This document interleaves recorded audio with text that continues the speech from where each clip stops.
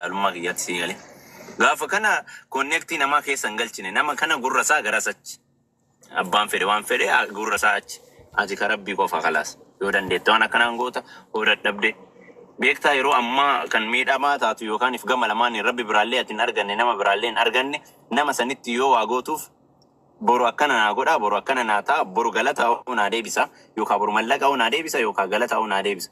Jettee yoo ka gootu ka'e dogongorte nama namummaa isaa qofaan bakka akka waan keessi kee yoo sitti dhagaamee nama kanaaf waa godhuu qaba jette haala saniin itti amantee qofa goota malee ilma namaa zamana kana mallaqa irraa deeffadhaa maalirraa godhadhaa jazaanaa oolaa yoo jette dogongorte wanni akkanaa ni dhufu wanni akkanaa dhufummaa itti beekuu qabda jalqabuma yeroo waan kana gootu yoo wanti akkanaa dhufe yoo boru yoo namni kun akkana na godhe yoo boru akkana naan jee yoo boru yookaaniif kutaan kun wanni akkanaa yoo walitti akkas ta'e yoo danda'uudha qabda ammuma kana kontirool gootee waan san itti seenuudha malee wanni akkana akka dhufu beekamaadha beekta maaliifi yeroo ammaa kanatti namni nama miidhu paarsantii 75 nama ati tola oolteef paarsantii 75 nama ati rakkoo keessaa sabaat baastitu rakkootti si dhiiba sii galee akkuma atuu jette maaf bakka isiisan hin hanqadhe jedheeti akkas na godhuu jira jettami beekamaadha kana beekuu qabda beeki. Ati amma dogongorri kee isan beekne numa goote malee akka inni boru dhufee maaf akka isii isan ta'uu dhabee naan jedha jettu kana fokas hin goone garuu san fokasii godhuu qabda siin jedha ilmi namaa sii galee hin jaalatu haguma fedhe gargaartaa in nyaachiftaa akkamitti akkas bakkuma keessan dhufee akka siin jedhu san ati herreegan goone herreega sani amma kasi harkaa badde malee waan biraa ittuma godhe ati kayri ittuma fufi san sirreeffadhu malee sanii wal caallee beektaa. Ani duruma akka inni akkas jedhu namni sun akkas godhu. Ani garsitti himee jira. Ani waa'ee gargaarsaa beeku. Wanni ati isa gargaartuuf hin jiru. Nuti ka jechaa jirru namoota akkasii osoo hin taane namoota gaggaarii gargaarsa barbaadan sababa namoota sanniinii hin dhaabnuudha malee nama san itti deebi'ee haga inni si balleessutti jechuu miti. Akkas miti hiree kaayyoon kenna fati. Isiinis akkasi hin jenne already. Yaa sanaaf jecha namoota gargaarsa barbaadan ka biraa hin dhiisnu garuu namoota babbadaa akkasii ofirraa eeguun dirqama kan keeti si galaami haga inni si balleessutti eeguu hin qabdu waan jedhu kana ani yaada dhuunfaa kiyyaatii kuni jamuutis karaa sanitti ati jettes keessaa ka fudhanne jira akkasitti osoo laallamee gaarii waan jedhu kanaaf hundi isaa waan gaarii oolteef hammeenya si yaadaa miti dhuguma namni waan xiqqoo wayii ati galata jettee hin oolleef wayii umrii isaa guutuu galata si galchatu jira biftee namni gaariin akkasitti jira.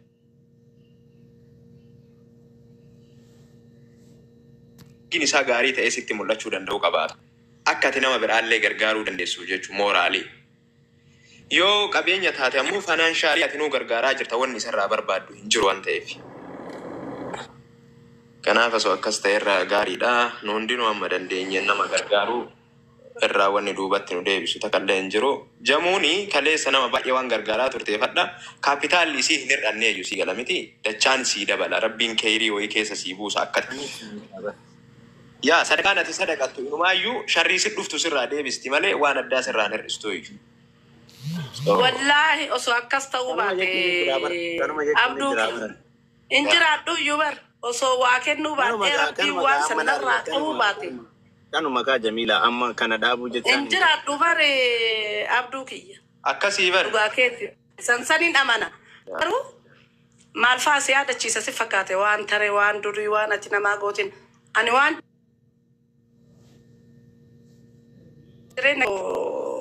Mootummaan abiyyi fa'aa dhufan san hidhamaa kumaatamaan gadhiise hidhamaa siyaasaa. Isa keessaa ijoollee 100 akkas ta'an hin qarqaaraa bakka itti galan hin qabani mana waggaa 16 ol mana hidhaa keessa jiraatanii mana waan qabuuf mana kiyya galchee yoo nyaatallee dadhabe mana bilisaan kennaaf jedhee fidee manatti galche. Laal yoo fi qabaadde nyaachisaa yoo dhabe namoota akka keessanii ka beeku ka lafarra beeku gizeessan miidiyaa fayyadamu waan ta'eefan nyaachisa obaasa hin jiraachisa jechuudha.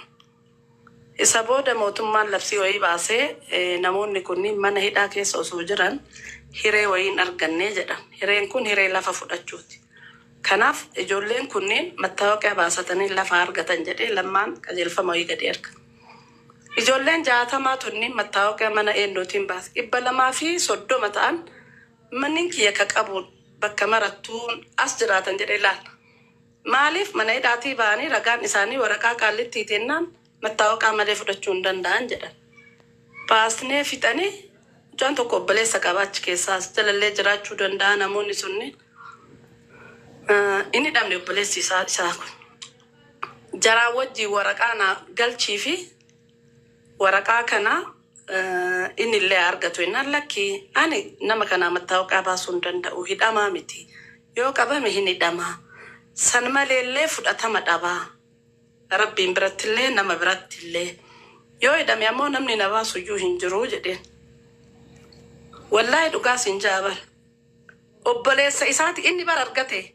Kan inni hin hidhamin obboleessa isaa sanii waan hin godhiniif Jamiilaan kilaashiif shugguxi meeshaa waraanaa manaa qabdi jedhe. Deemee na xoqqomee wallaahi hin beekan abdii faa gaafadha. Ganama itaani ka'u manni kiyya ufan. Maalin meeshaa qabda mana namaan sodaachiste.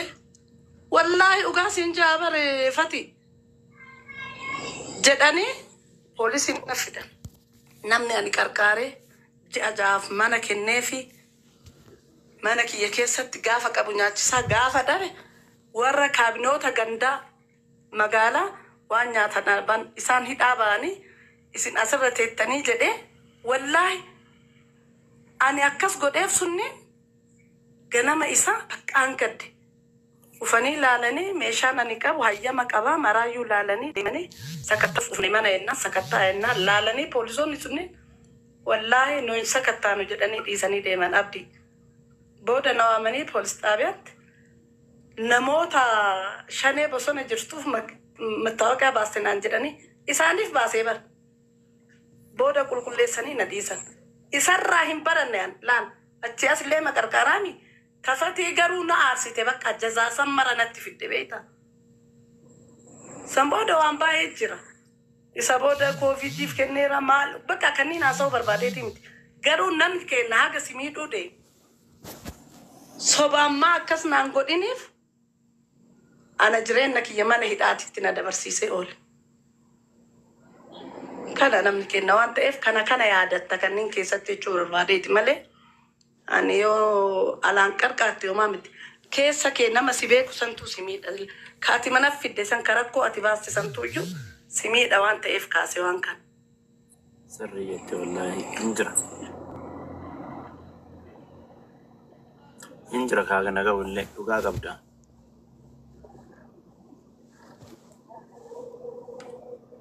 Waa malee hin dubbatu bar namni hundi isaa madaa qaba. Madaa santu nama dubbisaa. Dhugaa ishiiti. Waan dubbataniif malee waan akkanaa just bakka itti dubbatanillee qaba. Yaa sanuu immoo gochii biraa beektaa yoo dubbii sanaan gaafa wal fakkaatu ta'u si dubbisa beektee wanni hundi isaa iyyuu. Waa malee sun dubbisu sanuu jedhaan. Hunda namni ajandaa wanni wadhee wayiin dubbatu sii galee yoo wanti wayii tadagaagamee haala saniin itti dhufe.